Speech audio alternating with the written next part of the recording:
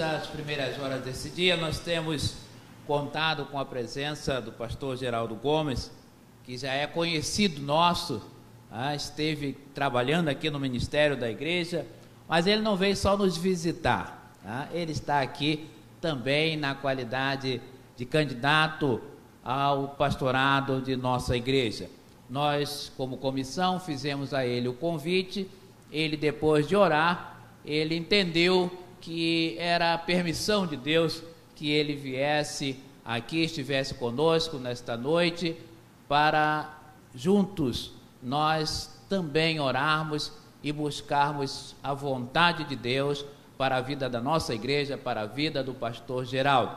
E eu quero desde já agradecer a ele a aquiescência do nosso convite e dizer que nós estamos orando incessantemente para que Deus fale ao seu coração e para que Deus fale também ao coração da nossa igreja.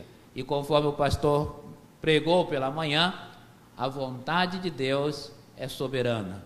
E nós devemos estar no centro da vontade de Deus. Não queremos andar na contramão da vontade de Deus, mas queremos andar junto com Deus. E nós passaremos agora a palavra a Ele, para que Ele fale aos nossos corações aquilo que Deus colocou no seu coração.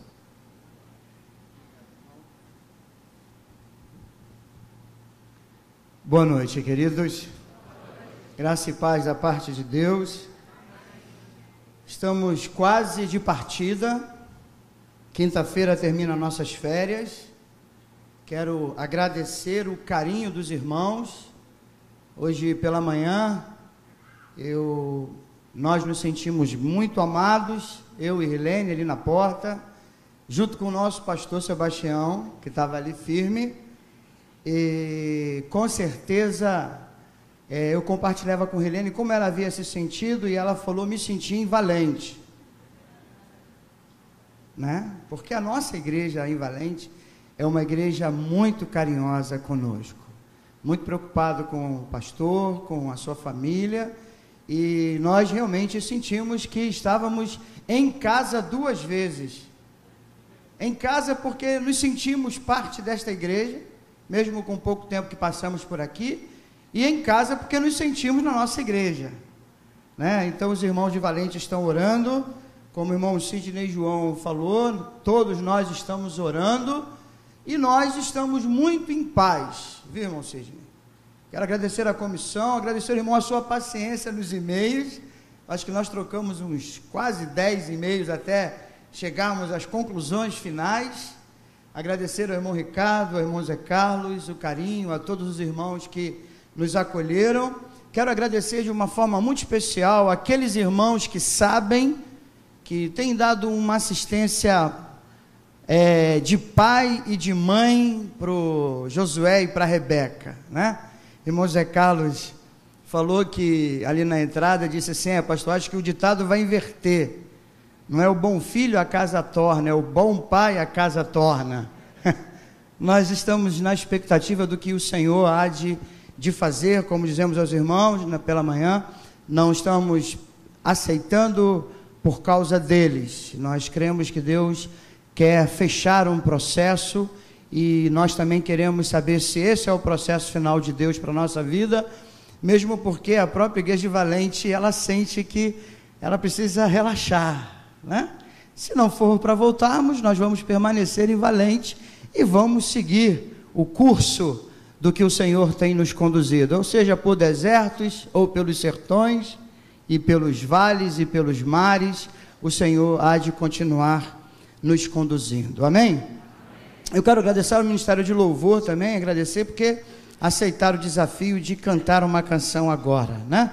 Então nós vamos cantar uma canção, essa é a nossa oração, amém? Essa é a nossa oração cantada.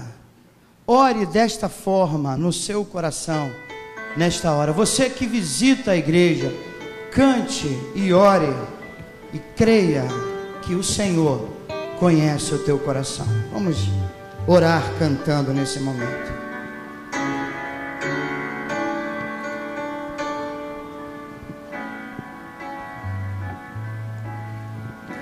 Só Deus Deus conhece o meu viver e o que eu preciso receber.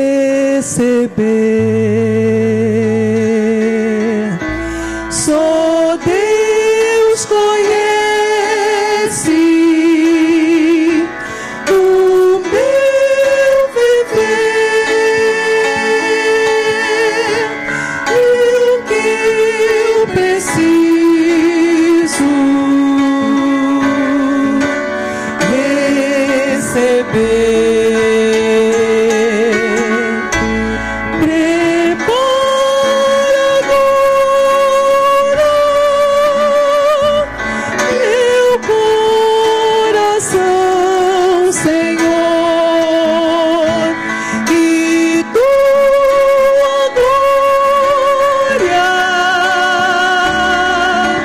nessa hora se manifeste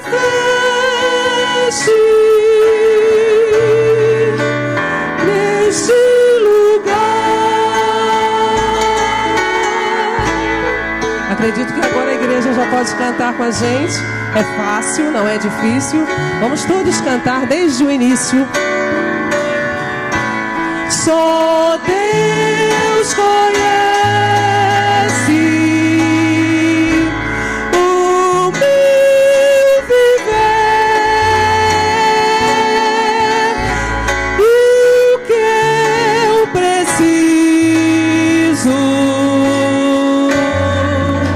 receber. Só Deus conhece, mais uma vez. Só Deus conhece o meu viver e o que eu preciso receber.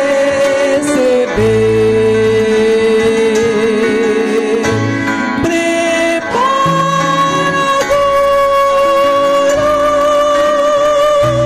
meu coração, Senhor, que tua glória nesta hora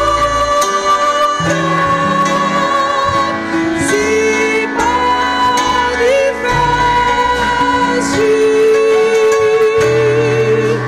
neste lugar. Prepare agora. Prepara agora meu coração, Senhor, que tua glória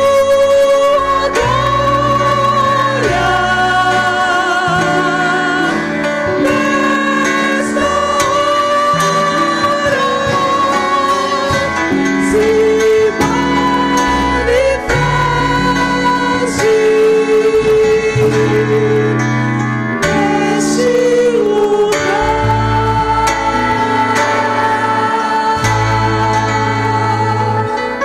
Amém. Esse é o nosso desejo, Senhor. Eu quero começar a mensagem dessa noite, e eu não esperava a notícia da morte da irmã Magnólia. Mas eu quero começar a mensagem fazendo uma pergunta. Quem aqui nesta noite gostaria de morrer?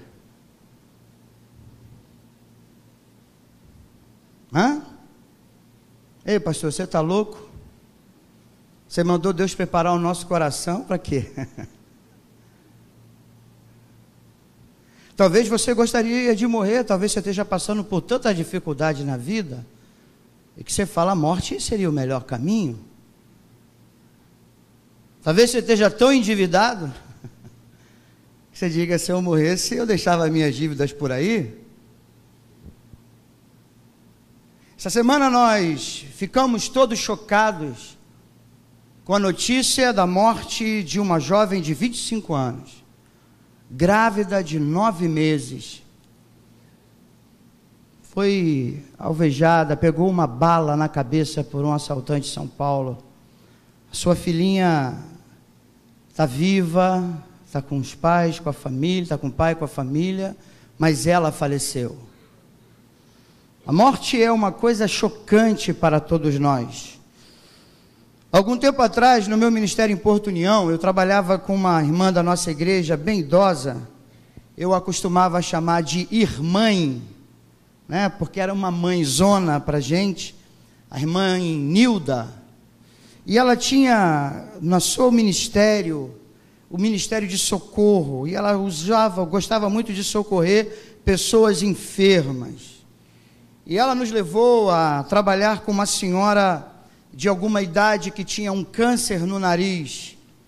E nós acompanhamos aquela senhora nas visitas, e íamos periodicamente à sua casa, orávamos com ela, muito idosa, até que ela veio a falecer. E ela faleceu e nos chamaram, e nós fomos então lá na sua casa, e quando entramos, ela ainda estava no quarto, e chegou o irmão, que era membro da igreja, para preparar o corpo para o funeral.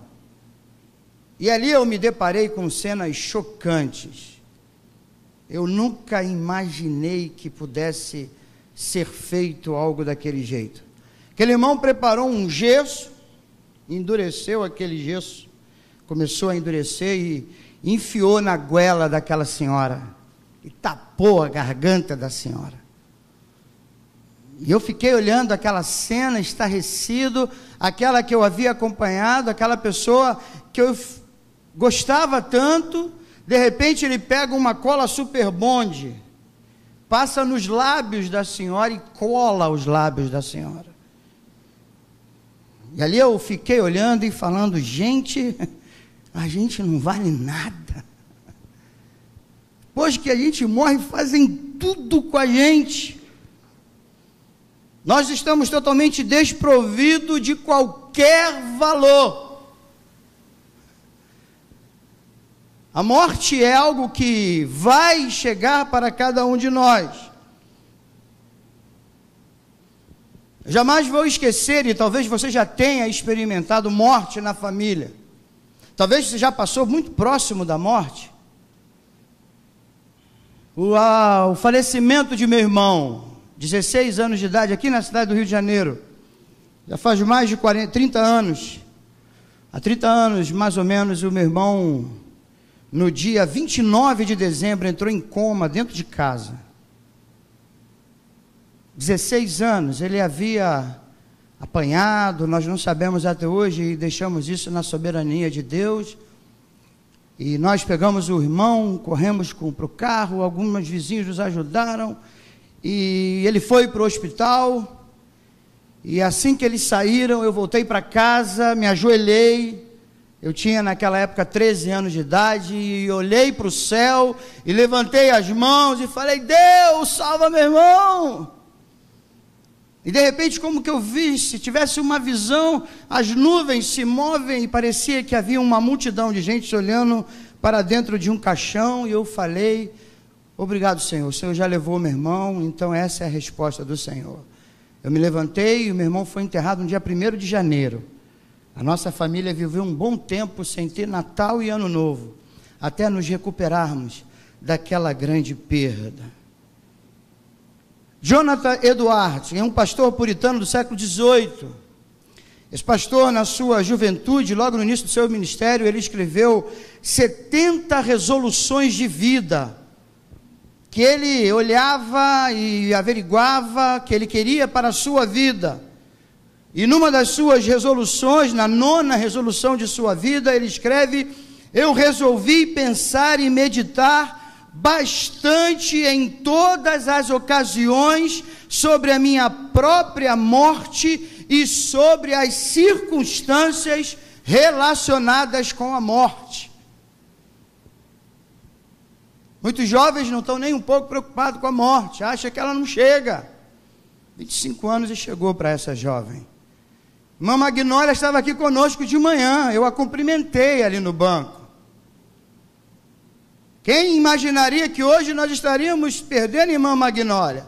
A morte chegou. É por isso que quando eu olho para o cristianismo, olho para Cristo, olho para a palavra de Deus, eu vejo que o cristianismo é essa religião profundamente paradoxal, que traz afirmações que devem mexer com o nosso coração, afirmações que nos deixam estarrecidas, afirmações que podem nos deixar achando que os homens que a escreveram eram meio loucos, e só podemos entendê-la à luz da direção do Espírito de Deus. Por exemplo, o apóstolo Paulo, ele afirma em Filipenses capítulo 1, verso 21, para mim o viver é e o morrer. Isso é loucura. Você não acha? Morrer é lucro. E ninguém aqui quer morrer. Ninguém. E Paulo diz: morrer é lucro. Isso é loucura. O mesmo apóstolo Paulo, quando escreve a sua carta aos Romanos, no capítulo 14, verso 9, ele diz o seguinte: Cristo morreu por isso, e tornou a viver, para ser Senhor, dono dos que vivem e dos que morrem. Quem aqui quer ser dono de morto? Só o cemitério. Não é? Ele gosta de morto, porque dá lucro. Mas Jesus, a palavra de Deus diz que Jesus morreu para ser Senhor de vivos e de mortos. É uma afirmação que só à luz da palavra de Deus nós conseguimos entender. Por que será que Jesus é Senhor de gente que morre? Pastor Bill Baker, ele afirma: não existe comunidade cristã. Isso aqui é comunidade cristã, amém? Igreja, sem que haja morte. Não existe. É por isso que nessa noite eu quero trabalhar uma mensagem temática com os irmãos e mostrar aos irmãos 3 mortes que eu e você precisamos experimentar. Se você não quer morrer, você vai ter que morrer hoje. Se você não morrer, você vai ficar fora da arca. E fora da arca tem dilúvio e tempestade. E tem morte. É melhor você experimentar essas mortes. O próprio Senhor Jesus, em João capítulo 12, verso 24, ele disse: na verdade, eu vos digo, que se o grão de trigo caindo na terra não morrer, ele fica só, mas se morrer, ele dá muito fruto. Jesus está dizendo para a gente, condicionando que o cristianismo, a mensagem do evangelho, é uma mensagem que fala de morte. Toda a vida do evangelho começa com a morte. Por isso nós precisamos entender que essa morte deve ser experimentada por todos nós. Ela irá nos conduzir a experimentarmos a verdadeira vida e vai possibilitar vivermos a comunidade cristã verdadeira, a igreja de Jesus. Primeira morte que você precisa experimentar. A mensagem é temática, eu vou dar os versículos e vocês vão acompanhando. É a morte que vai determinar o meu relacionamento com Deus. É a morte na hora da salvação. Você, querido, que nos visita, só há salvação se você morrer. Só há vida eterna se você morrer agora, hoje, nesse momento, nesta hora, na sua decisão, essa morte, ela começa a trabalhar o problema do pecado, do homem. A palavra do Senhor em João capítulo 1, verso 29 diz: eis o Cordeiro de Deus, que tira o pecado do mundo. Essa morte mata a sua egolatria, o seu ego, o seu eu, o seu egoísmo, a sua independência de Deus. Isso inicia o processo de chamar Jesus de Rei, de Senhor, de dono da nossa vida. Alguns creem que você, para ser salvo, você precisa morrer várias vezes, e encarnar, e voltar a viver. A Bíblia diz que você precisa morrer uma única vez, e morrer para você mesmo, e deixar Jesus viver na sua vida. Você desiste de governar a sua vida, você passa a viver não dogmaticamente, você não vive religiosamente, você não faz algumas reformas estruturais, mas você começa a experimentar uma comunhão verdadeira com Deus. É Deus vindo viver em você. É isso que é o novo nascimento. É isso que é a morte que nós experimentamos. É aquilo que Jesus falou: aquele que não nascer de novo não pode ver o reino de Deus. João 3,3. É aquilo que a palavra de Deus fala em João 1,13. São aqueles que não nasceram da vontade da carne, nem da vontade do homem, nem da vontade do sangue, mas nasceram de Deus. É isso que nós cremos como igreja de Jesus, é isso que nós pregamos. Você precisa morrer nesta noite para você mesmo, e deixar Cristo nascer no seu coração. Você precisa morrer para o seu eu, e deixar que Jesus seja entronizado, sente no trono do seu coração. Por isso que o apóstolo Paulo fala na carta aos Coríntios, 2 aos Coríntios, capítulo 5, verso 17.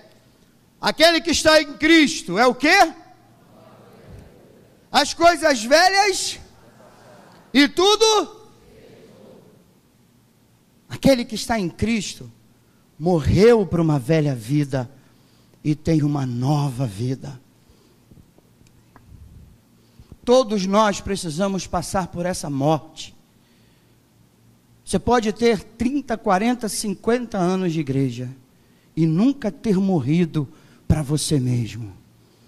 Está se enganando, está fazendo mudanças estruturais de aparência, mas lá no seu coração você continua reinando. Quando você morre para você mesmo, quando você experimenta a morte da salvação, Cristo começa a fazer o seu passado ser alterado. Sabe como é que se muda o passado? Deixando Jesus fazer o presente novo hoje. Quando eu vivo um novo hoje, amanhã eu olho para hoje e vejo o meu passado mudado. E é isso que Jesus faz na nossa vida.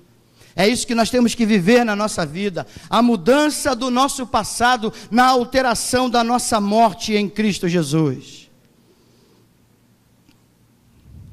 A grande notícia é que quando eu morro em Cristo, eu posso nascer para essa nova vida. E esta vida é uma vida plena e é uma vida eterna. Para sempre. Aí a gente não precisa mais ficar com medo da morte. Aí você pode dizer: para mim o morrer é lucro. Pode chorar, queridos, eu posso chorar na morte, mas quando eu partir, olhem para o meu caixão e saiba que eu estou no lucro. Aleluia! A irmã Magnólia está no lucro. Nós estamos com a dor, mas ela está no lucro, porque ela já havia morrido em Cristo Jesus e ressuscitou para uma nova vida, e agora de fato e de direito ela está na presença do Senhor. Há uma segunda morte que nós precisamos experimentar. Essa morte, ela vai determinar o meu relacionamento agora com o sistema de valores sem Deus, que a Bíblia chama de mundo. É a morte na santificação. Eu morro na salvação e eu morro na santificação.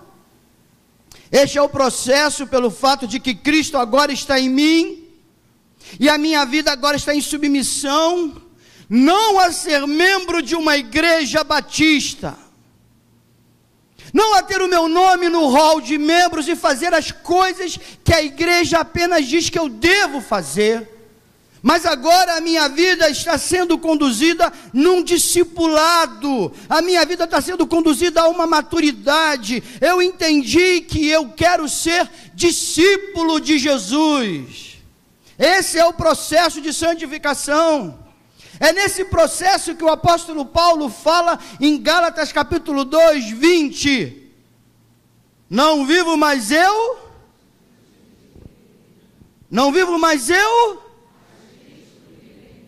e a vida que eu agora vivo na carne. Como é que eu a vivo? Eu vivo pela fé. Em quem? Aleluia. É o processo. Agora não é mais o meu querer, não é mais a minha vontade. Jesus está no trono, Ele está governando, e eu começo a mudar. Eu começo a entender que cristianismo não é frequentar apenas uma igreja. Cristianismo é viver o discipulado do dia a dia.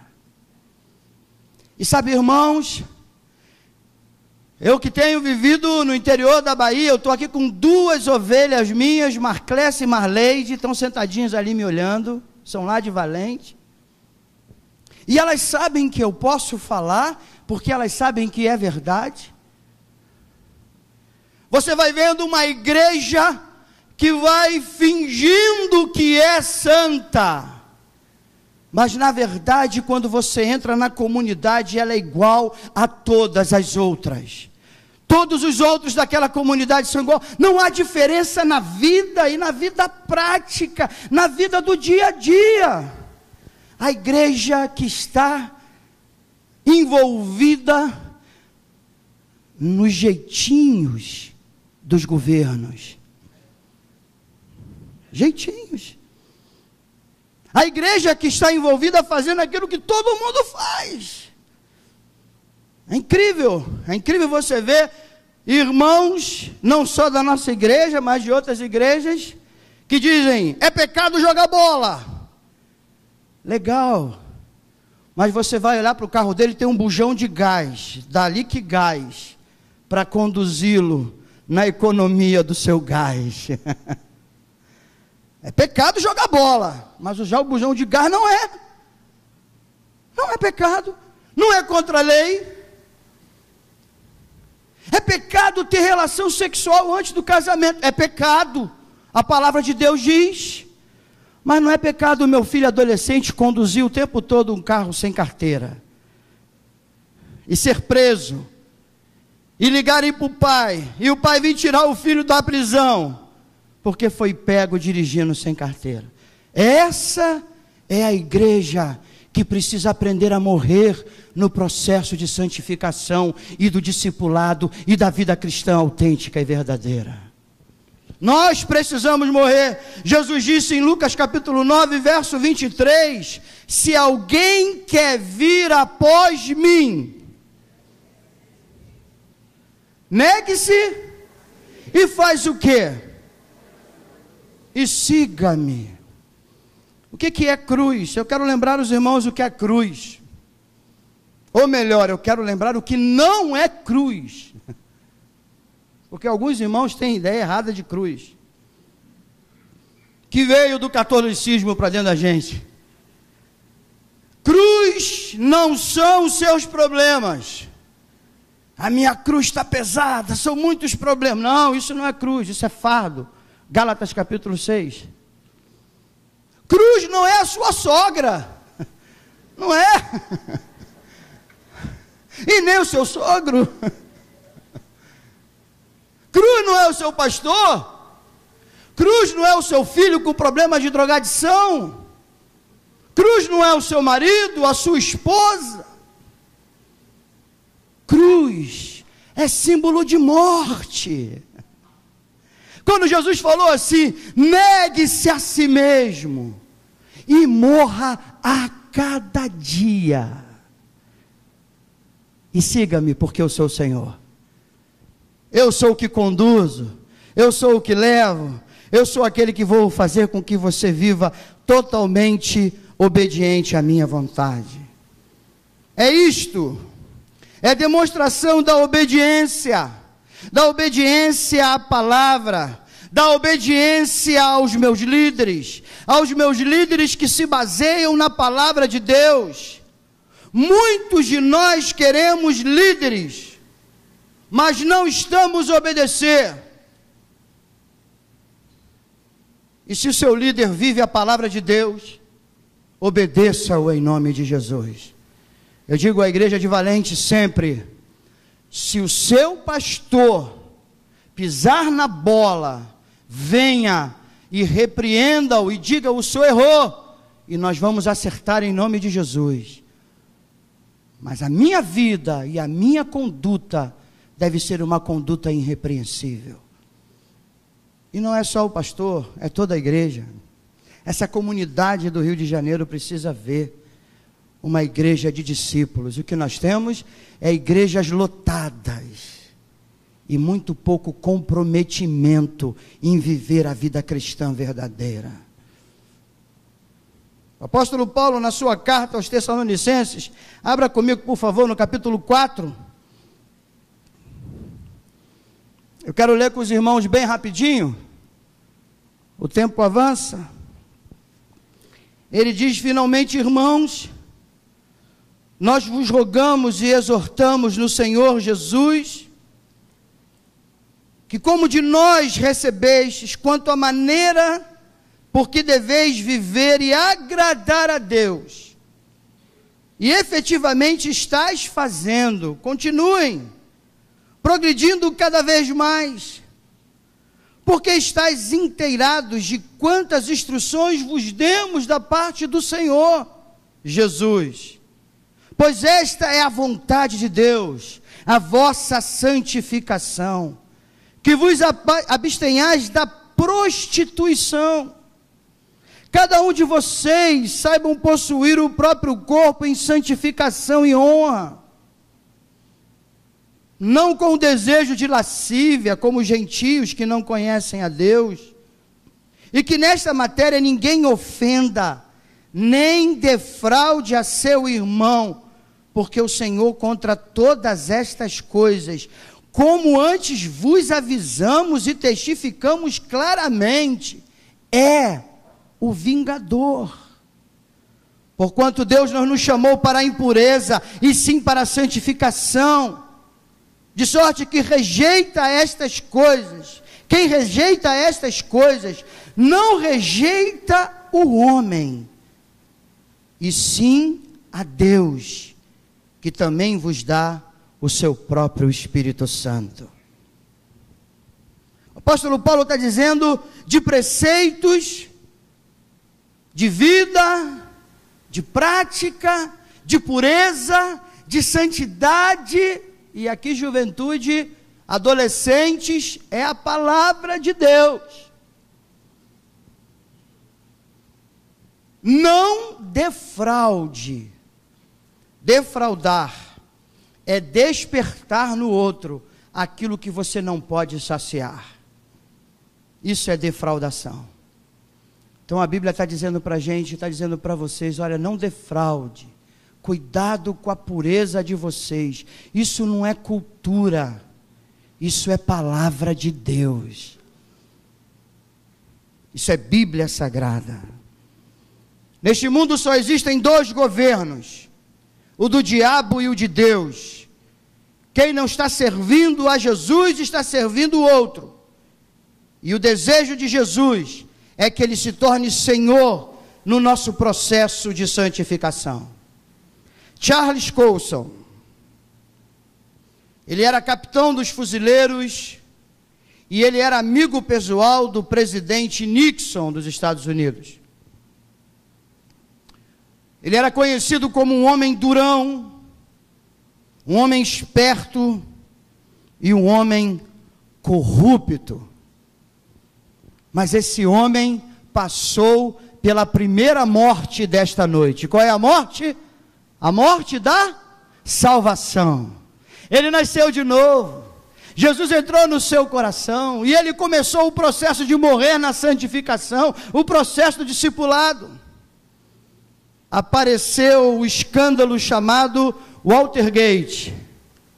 Lá não tem essa história de eu não vi. Não tem. Lá o negócio é sério, foi descoberto corrupção. Charles foi preso. E ele teve que testemunhar agora sobre esse processo de Nixon, que foi cassado, foi afastado e foi substituído pelo seu vice-presidente, que era meu xará, Geraldo Ford. E existe uma palavra desse homem que diz o seguinte: quando ele estava indo para o seu testemunho, pelo seu depoimento, ele dizia: parecia que ninguém havia notado o erro. Pelo menos a imprensa não comentou nada a respeito. Mas as palavras, muitas das acusações, latejavam em minha mente como rumor compassado dos motores do avião que me levavam de volta a Washington. Seria uma compulsão freudiana? Ou seria Deus usando as minhas próprias palavras? Inocente de muitas acusações, mas não de todas, Charles. Minhas próprias palavras haviam me apanhado. Enquanto eu fosse réu e estivesse atolado na lama do escândalo, minha conversão não seria completa. Eu tinha que acertar o meu passado. Se isso implicasse ir para a cadeia, eu teria de ir. Quando eu sintonizei a minha vida com Deus e conheci a Cristo e criei nele, parecia que tudo era muito simples. Mas eu estivesse preparado para o discipulado ou não, eu estava decidido, nunca mais iria voltar atrás. Sabe o que ele fez? Ele revelou toda a verdade e foi para a cadeia, porque o Senhor da sua vida lhe deu coragem de enfrentar e ser um discípulo de verdade, um discípulo de integridade na presença do Senhor. Queridos, precisamos morrer na santificação. Se queremos ser uma igreja que realmente brilhe como luz neste mundo, tem que haver a morte da santificação diariamente na sua vida, nas suas relações, para a glória de Deus. Terceira morte e última. Alguém aqui quer morrer? Vai ter que morrer hoje, de alguma forma. A morte que determina o meu relacionamento com o outro. A morte na comunidade. E essa é doída. Essa é negligenciada demasiadamente. É a morte do meu individualismo. Quando nós pegamos o Novo Testamento e folheamos todo o Novo Testamento, nós vamos ver que todo o Novo Testamento está baseado numa vida cristã ao meu irmão, ao próximo, ao outro.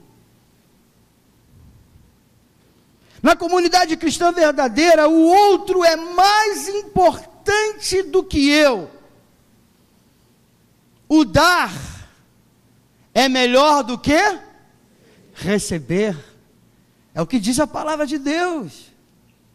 A morte na comunidade deve ser vivida, porém alguns de nós temos vivido com a síndrome de filhos de sanguessuga. Provérbios 30, verso 15 diz que a sanguessuga tem duas filhas. Como é que é o nome delas?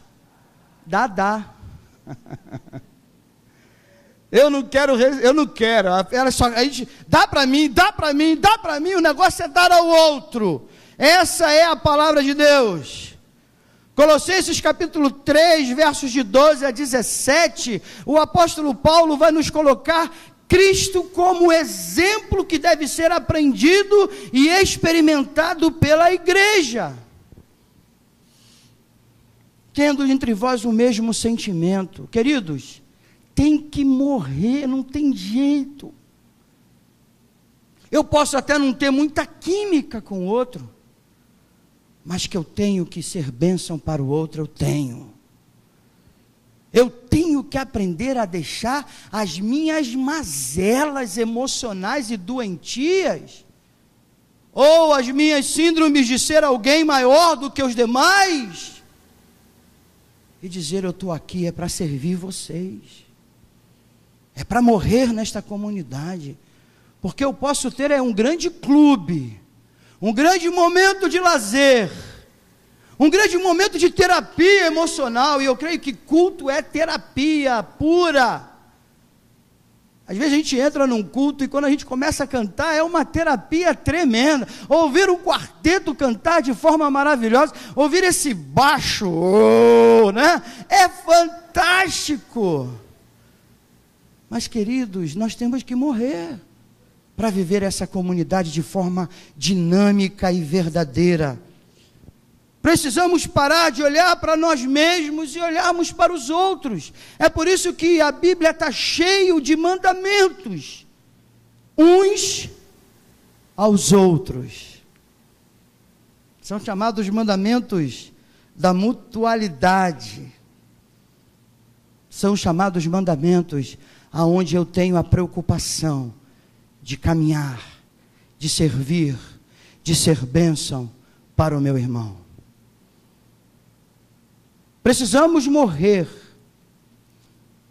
na comunidade para que a igreja de Cristo realmente viva dentro de nós para a glória do seu nome. Deus nos chama nessa noite para morrermos. E todos aqui disseram para mim que não querem morrer. E agora, o que vamos fazer diante do chamado de Deus? Vamos morrer ou não? Quem vai querer morrer vai dizer agora.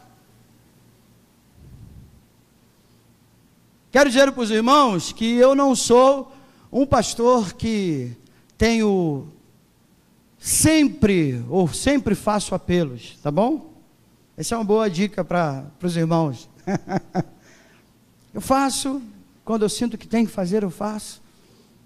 Eu creio na conversão em processos do caminhar da vida cristã. Eu creio em outras questões históricas, mas isso fica para depois. Mas eu quero nessa noite te dar a oportunidade de morrer. Você disse que não queria morrer, e eu quero te dar a oportunidade de morrer nessa noite. Por isso eu quero primeiro, com todos aqui olhando,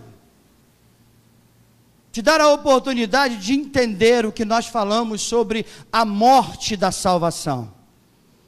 Você entendeu? Você está vivendo uma vida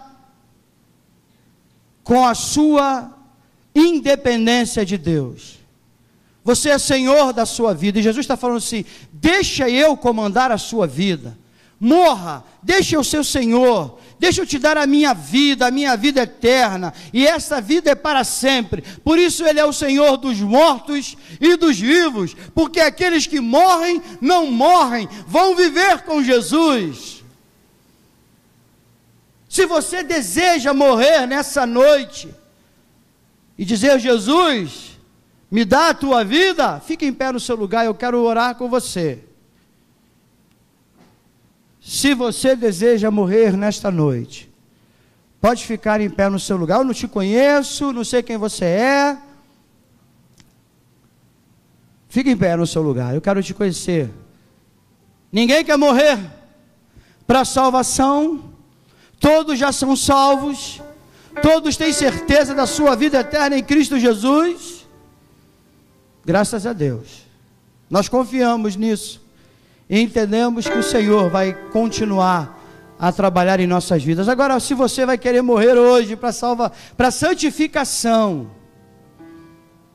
se você tem vivido algumas coisas e Jesus não tem realmente sido Senhor, fique de pé também no seu lugar, eu quero orar com você. Você que vai morrer nessa noite para santificação. Todos estão santos e perfeitos. Amém. Deus te abençoe, querido. Amém. Amém. Graças a Deus. Agora a gente precisa da morte na comunidade. Amém. Deus abençoe o irmão lá atrás. E essa morte da comunidade é você falar assim: olha, eu vou consertar o que está errado na minha vida dentro da igreja de Jesus. Eu vou terminar esse culto hoje e vou procurar alguém que eu preciso dar um abraço e dizer: me perdoa, eu não tenho valor nenhum, daqui a pouco talvez eu vou morrer e vão botar super bonde na minha boca, mas eu quero que antes que isso aconteça na minha vida, eu quero dizer que você tem valor, porque você vai morar no céu comigo para sempre. E você vai morrer na comunidade. Fique de pé, você que deseja morrer na comunidade da igreja de Vila da Penha. Amém. Amém, minha irmã. Graças a Deus. Que bom. Mais alguém? Amém. Graças a Deus por isso. Vamos orar? Feche seus olhos.